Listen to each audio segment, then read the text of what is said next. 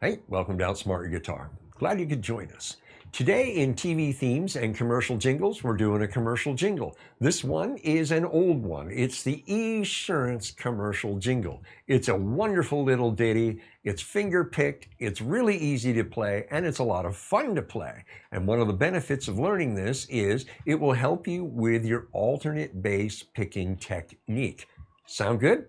All right, let's get to it. And be sure to like and subscribe along the way. Also, remember, down in the description, there's a link to patreon.com, Outsmart Your Guitar. Go on over there, become a free member, have access to a number of lessons, and then join up as a full-on patron at one of 3 levels to receive access to a whole host of lessons to help you become the guitar player you desire to be, to play the music you love. All right, let's get to the lesson. The first 2 chords of the ditty are A minor and G. Now, we're going to stay on A minor for a moment and we'll get to the G shortly. In the diagram, you see the red box is surrounding the alternate bass notes. In the notation, you'll see note heads with down-pointed stems that are pointing towards the tablature staff. Those notes indicate these are the notes played by your thumb. This is standard practice when writing out finger-picked stuff in notation. All down stem notes are usually played by the thumb. So we'll continue that convention here. All right, so the first thing you want to do is get your thumb out. You call this the hitchhiking technique. Your thumb is always going to be pointing up towards the fretboard. You're not going to tuck it down behind your fingers. You're going to start on the open A, and remember, you're playing the A minor chord, so then you're going to go to the D string, the 4th string, and then you're going to go to the low E string, and then to the 4th string. And that's the motion. 5, 4, 6, 4. 5, 4, 6, 4. 5, 4, 6, 4. 5, 4, 6, 4. Now, I want you to pay attention to what I'm doing up here with my thumb. I have it kind of working like a hinge. So the low E is muted when it's not being played, and then I open it up when it's ready to be played, and then I close it when I want to silence it. Open when I want it played, close it when I silence it.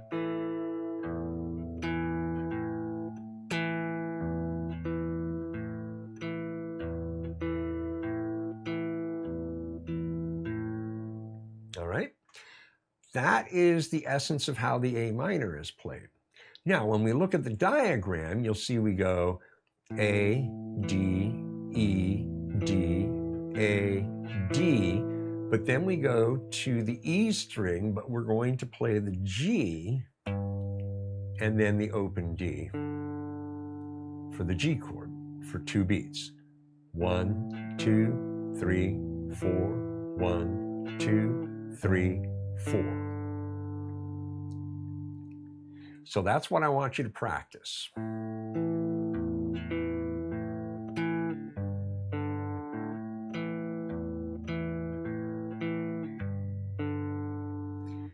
For a couple of minutes. You've got your bass part now working pretty good. Let's add the rest of the rhythmic component played by your 1st and 2nd fingers on the 2nd and 3rd strings. So you just got to count this very carefully and notice that your 1st and 2nd fingers are playing the 2nd and 3rd strings on 2 and then on the end of 3 in the 1st measure. We're only focusing on the 1st measure, so count it carefully. 1, 2, 3, and 4. 1, 2, 3, and 4. 1, 2, 3, and 4. So just get it down and nice and comfortable.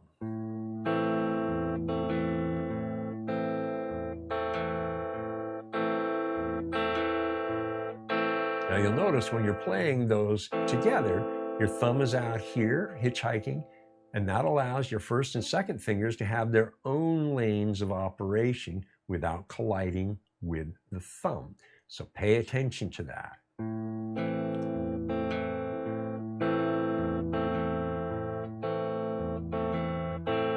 Okay? Now, once you've got that down, let's move to the second measure, and you'll notice we're starting right off the bat playing the open A and the second and third strings on 1, 2, and then on the third beat we switch to G. So you're playing the G tone on the 6th string and the open second and third strings, and then on 3, and then the open D on 4. 1, let's see, 1, 2, 3, 4. 1, 2, 3, 4.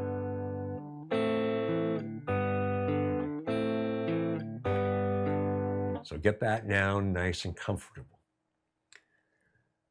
Now you want to knit the two measures together, and here's what you're going for. 1, 2, 3, and 4. 1, 2, 3, 4. 1, 2, 3, and 4. 1, 2, 3, 4. 1, 2, 3, and 4. 1, 2, 3, 4. Practice that and get comfortable with that. This next section has 3 chords in it: a C, a G, and a G sharp diminished 7. We're just going to focus on the C right now, and we're just going to focus on the first measure in the diagram. You are playing exactly the same as with the A minor.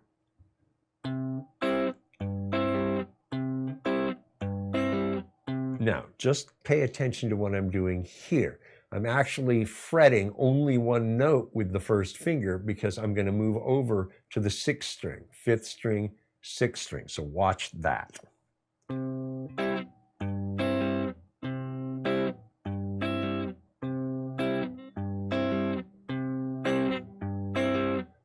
This is all the same. The fingering on the right hand, the playing on the right hand is no different. Now, the second measure, and then we switch to the G, just like we did from the A minor to the G. We're just using a bar G, and we're playing the 6th string and the 2nd and 3rd string. Right? So just those 2 measures.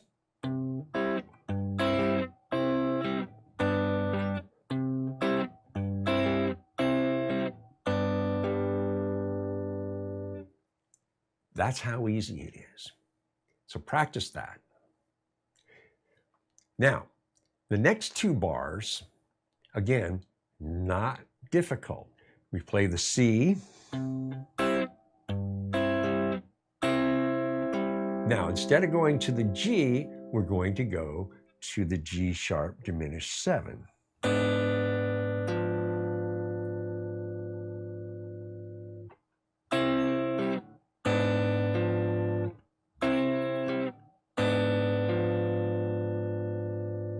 Pretty cool, huh? Let's string all 4 of these measures together: the C, the G, the C, and the G sharp diminished 7.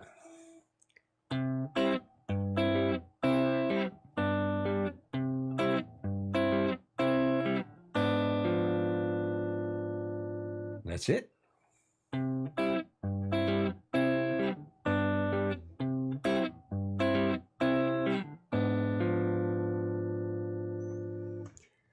So practice those 4 measures and really get it down.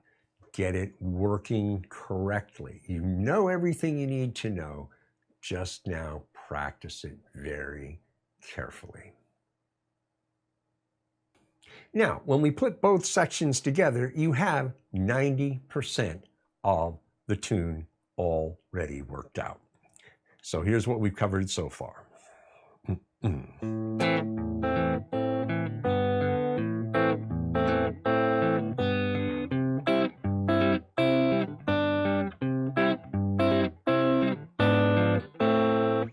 Okay? So practice the whole thing just as I played it. Go round and round and round. The final bit of the Esurance ditty is an octave F, if I can play it right, and then an octave E, and then an A minor arpeggio, followed by a pickup, which takes you right back to the beginning to do the whole thing all over again. So work on this. Okay, you now have everything you need to play the Esurance ditty. I'm going to play through this and add the one final component, which I've been doing throughout, and that is the swing component. You'll notice I've been playing this with a swing feel because that's the final component of how this should be played. So I'm going to demonstrate what you're working for with the swing feel included. Here we go.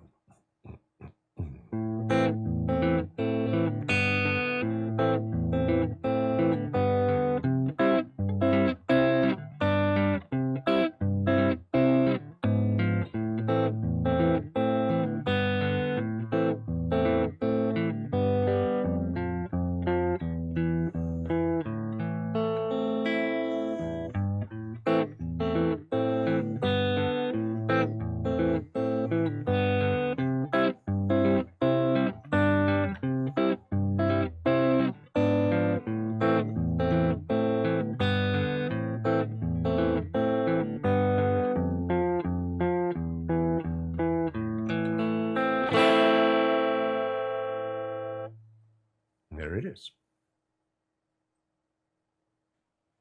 Okay, so a great little workout, a fun little ditty to play and have fun with. Kind of put it in between songs if you're on stage, just to kind of bring a little levity into it. You can even talk over it once you've got it to where it's almost automatic. So you can use it as kind of a backing track under what you're saying to your audience before going into the next song.